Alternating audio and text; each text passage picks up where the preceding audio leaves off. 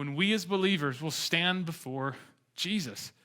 And on that day, God will test and evaluate the quality of the work we've done in this life serving him. That's a really sobering thought for us as believers to think about. Yeah, as believers, we escape the judgment of God. We're not going to be at the white throne seat of judgment we read about in the book of Revelation because our names are found written in the Lamb's Book of Life. Praise God, that's amazing, but we still will be held accountable for how we live this life.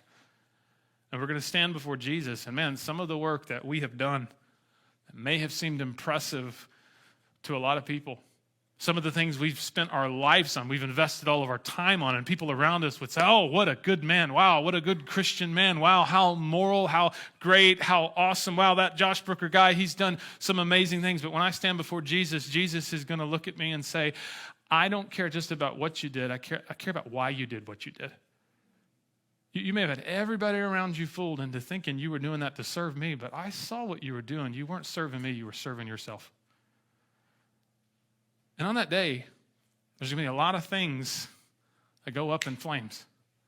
They get lost. But Paul says these people will still be saved, but only as through fire. They'll find out that they've wasted their lives. And they'll receive no crown to give to Jesus for his glory. They won't be able to cast their crowns before the throne of Jesus like we read about in Revelation 4 because they won't have a crown. But other people will be rewarded. I think what's so interesting as I reflect on this is gold, silver, precious stones. These are things that go unnoticed and unseen by a lot of people. I think there's a lot of times when we can get really discouraged committing our lives to the things that God has told us to commit our lives to that feel like it's going completely unseen and overlooked by everybody.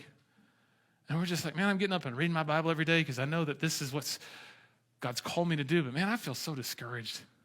I'm loving people and serving people and committing to following God. But I just feel like, does this do anything? Does anybody see? But there's coming a day when Jesus looks at us and says, nobody else saw, but I saw. Enter into the joy of the master. And this is what this is talking about.